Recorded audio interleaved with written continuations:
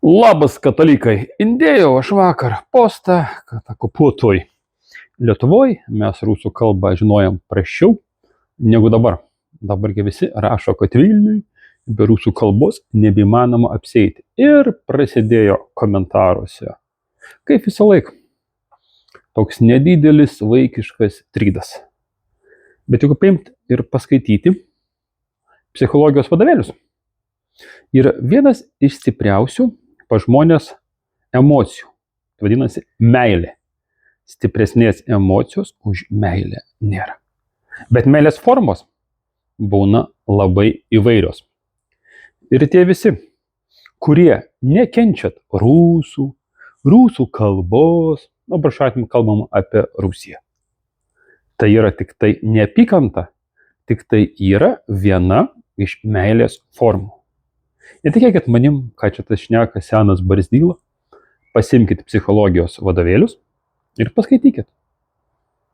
Tik esmė tame, kad dabartinė aplinka jums tos meilės neleidžia išreikšti kažkokią tai gražią formą. Nes tai priimta, ne taip supras bendradarbiai, gal atleis iš darbo, iš dar kur nors. Bet jūs jaučiate tą gilų meilės jausmą ir jūs negali slėpti. Reiškia, tenka jį išleisti taip, kaip jums išeina.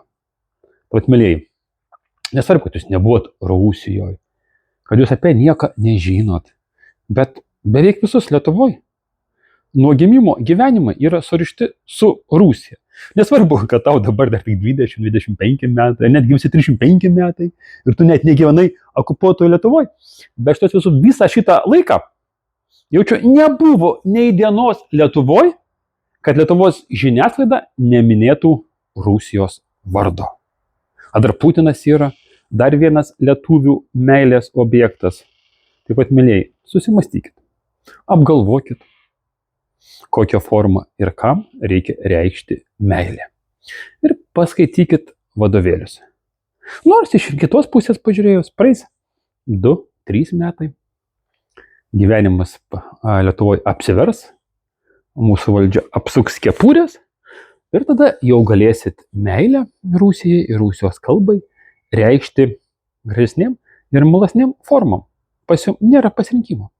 Jūs visi nuo vaikystės esat surišti su Rusija. Jūs ryte atsikeliat, įeinat į žinių portalus, bet kokią atveju atrandat apie Rusiją. Per pietus, jeigu užeinat darbo metu ir vakare prieš miegą eidami, jūs vėl skaitot apie Rusiją. Ir man pasakykit dabar, ar galima tokiu būdu nemylėti Rusijos? Jūs, pavyzdžiui, nieko nežino apie Ruandą, Ugandą, apie Afrikos nykstančius dramblius, nes jūs nejaučiat jiem jokių emocijų, apie tai ir nešnekat. O ten, kur emocijos, ten yra meilė. Taip, kad, mėlyjei, sveikinu Rusijos mylėtojus. Suvokiančius tai ar ne? Bet kokiu atveju, tu tai suvoki, ar tu skaitysi vadovėlius, ar neskaitysi vadovėlius, ar vėl rašysi didelės, gražias kalbas apie meilę Rusijai, arba jų kitaip neapykantą Rusijai, kaip jūs jos nekenčiat, kaip jūs kur mane ten siunčiat pasilikti, ką jūs ten su ta Rusija padarysit. Jūs savo laiką, dėmesį skiriat Rusijai. Bet kokiu atveju, kad ir toks tu vis tiek, tu esi nuostabus. Ir nepamiršk to, kad esi nuostabus vien dėl to, kad žiūri mano kanalą. A dar esi nuostabesnis, jeigu rašai komentarus. A jeigu rašai jau apie savo meilės objektą, tada vis tiek nuostabus. Nesakysiu, kad dvigubai ar trigubai, nes gali būti tik nuostabus. Negali būti nei dvigubai, nei trigubai nuostabus, nes nuostaba yra aukščiausia forma, kaip ir meilė. Aš irgi visus myliu, tikiuosi, kad jūs tokie ir išliksit, nes realiai man jūs patinka, jūs man padėt augti ir tobulėti, tikiuosi tokie ir išliksit.